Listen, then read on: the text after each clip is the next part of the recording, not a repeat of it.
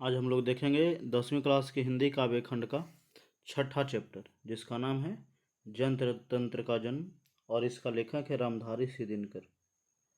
याद रखिएगा, ये ऑब्जेक्टिव में 1 नंबर में पूछा जाता है कि जनतंत्र के जन्म का लेखक कौन है। तो रामधारी सिंह दिनकर जी। ठीक है, चलिए इसमें ऑब्जेक्टिव हम लोग देखते हैं इससे संबंधित।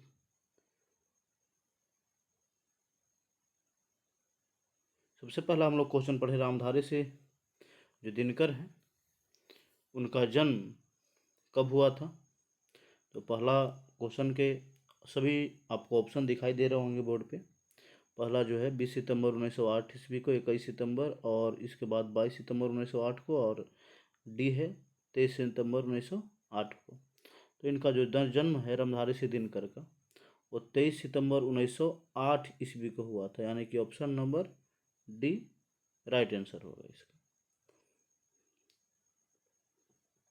इसका दूसरा क्वेश्चन जो है वो कहता है रामधारी सिंह दिनकर का जन्म किस गांव में हुआ था। मोकामा में, कि बक्सर में, मुजफ्फरपुर में, कि सिमरिया में। तो रामधारी सिंह दिनकर का जो जन्म है वो बेगूसराय के सिमरिया में हुआ था। तो यानी कि ऑप्शन नंबर डी इसका सही आंसर होगा। रामधारी सिंह दिनकर का जन्म कहाँ हुआ था, तो सिमरिया में। चलिए आगे हम लोग तीसरे क्वेश्चन की ओर चलें। तीसरा क्वेश्चन कहता है रामधारी सिंह दिनकर के पिताजी का नाम क्या था। रामधारी सिंह दिनकर के पिताजी का नाम क्या था। प्रभाकर सिंह, सूर्यदेव सिंह, रवि सिंह या दिनेश सिंह। तो याद रखिएगा, रामधारी सिंह दिनकर के पिताजी का नाम रवि सिंह था, यानी कि ऑप्शन नंबर सी इसका राइट आंसर। चले इसके बाद चौथे प्रश्न की ओर चले। चौथा प्रश्न है रामधारी सिंह दिनकर कहाँ के रहने वाले थे। रामधारी सिंह दिनकर कहाँ के रहने वाले थे। उत्तर प्रदेश के, मध्य प्रदेश के, या राजस्थान के, या बिहार के। तो याद रखिएगा, यह बिहार के बेगूसराय के, बेगूसराय के सिमरिया गांव के रहने वाले थे। तो ऑप्शन नंबर डी। चलिए आगे हम लोग चलेंगे अगले क्वेश्चन की ओर। दिनकर का जन्म कहाँ हुआ था। याद रखिएगा कि रामधारी सिंह दिनकर का जन्म कहाँ हुआ था। रामधारी सिंह दिनकर का जन्म कहाँ हुआ था। अल्मोड़ा जहानाबाद में, कि सोनपुर वैशाली में, दानापुर पटना में, या बेगूसराय के सिमरिया में। तो पहले हम आपको ऊपर भी बताए थे कि इनका जो जन्म है वो सिमरिया में हुआ था, यानी कि वो किस जिला में पड़ता है, तो बेगूसराय में। ठीक है, तो बिहार राज्य के बेगूसराय के सिमरिया में 1908 ईस्वी में हुआ था, यानी कि ऑप्शन नंबर इसका भी हो जाएगा डी। चले छठा प्रश्न है रामधारी सिंह दिनकर के माता का नाम क्या था। सीता देवी, सोनमणि देवी, मनरूप देवी, या इनमें से कोई नहीं। तो इनके माता का नाम मनरूप देवी था, यानी कि ऑप्शन नंबर सी। माता का नाम क्या था, मनरूप देवी। चलिए इसके बाद हम लोग इसके 7वां प्रश्न की ओर चलते हैं। 7वां प्रश्न है दिनकर के ज्ञानपीठ पुरस्कार किस रचना पर प्राप्त हुआ था।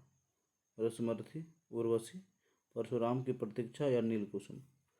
तो इनका जो ज्ञानपीठ पुरस्कार मिला था दिनकर को, वो उर्वशी नामक काव्य पर मिला था, यानी कि ऑप्शन नंबर बी उर्वशी। हम लोग 8वां क्वेश्चन चले।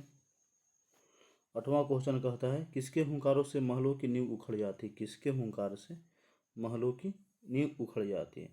शासक के, कि विदेशी के, राजा के, कि जनता।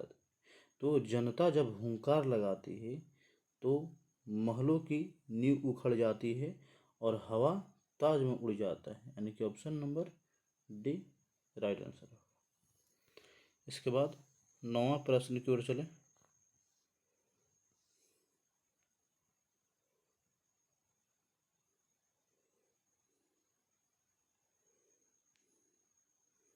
इसका 9वां प्रश्न कहता है जनतंत्र में कवि के अनुसार राजदंड क्या होंगे। ढाल और तलवार, फूल और भौरे, फावड़ा और हल, बाघ या भालू। तो राजदंड होगा फावड़ा और हल, यानी कि ऑप्शन नंबर सी। चलते हैं इसके अगला क्वेश्चन की ओर। अगला क्वेश्चन है, कवि के अनुसार देवता कहाँ मिलेंगे? कवि के अनुसार देवता कहाँ मिलेंगे? मंदिरों में, घरों में, खेतों में, शहरों में। तो कवि के अनुसार या कविता के अनुसार जो देवता मिलेंगे वो खेत और खलिहानों में मिलेंगे। खेत, खलिहान और सड़क पर गिट्टी तोड़ रहे मिलेंगे। कहाँ मिलेंगे? सड़क पर गिट्टी तोड़ रहे। ठीक है, यानी कि खेतों, खलिहानों और सड़क पर गिट्टी तोड़ रहे हैं। कविता के अनुसार जनतंत्र के देवता कौन है? नेता लोग, शिक्षक, किसान, मजदूर या मंत्री। तो कवि के अनुसार जनतंत्र के जो देवता होते हैं वो होते हैं किसान और मजदूर, यानी कि ऑप्शन नंबर सी। चलते हैं इसके नेक्स्ट प्रश्न की ओर। 12वां जो प्रश्न है वो कहता है क्या? दिनकर ने कविता में जनतंत्र के जो जन्म है उसमें दुधमुही शब्द का प्रयोग किसके लिए किया है? दुधमुही शब्द किसके लिए प्रयोग किया? अपनी बेटी के लिए, पड़ोस की बच्ची के लिए, कि समाज की किसी बालिका के लिए, कि जनता के लिए?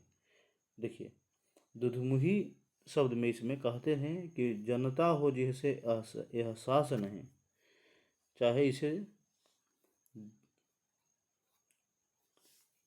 इसमें कहते हैं कि जनता जिसे फूल हो या दुधमुही बच्ची हो जिसे एहसास नहीं, इसको जब मन करे, जब जिस रूप में चाहे उस रूप में प्रयोग कर लेते हैं, यानी कि किसको? जनता को। इसलिए इसका ऑप्शन नंबर डी, यानी कि जनता, दुधमुही, या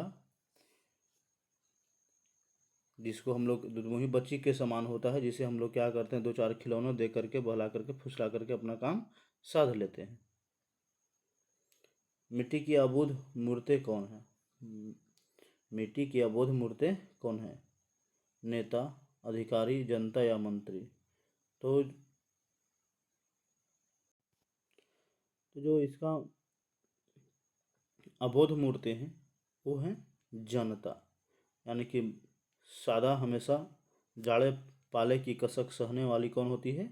जनता होती है, यानी कि ऑप्शन नंबर बी, जनता। अगला क्वेश्चन की ओर चलेंगे। दिनकर किस वाद के प्रमुख कवि हैं? दिनकर जो हैं उत्तर छायावाद के प्रमुख कवि हैं। याद रखिएगा, किस छायावाद के? तो उत्तर छायावाद के, यानी कि ऑप्शन नंबर बी हो जाएगा। अगला इसमें क्वेश्चन है 15वां। किसे सिंहासन खाली करने की बात कही गई है? राजतंत्र को, सामंतवाद को, कि दोनों को, इनमें से कोई नहीं? तो राजतंत्र एवं सामंतवाद दोनों को, यानी कि और भी इसका आंसर होगा, यानी कि option number C right answer होगा।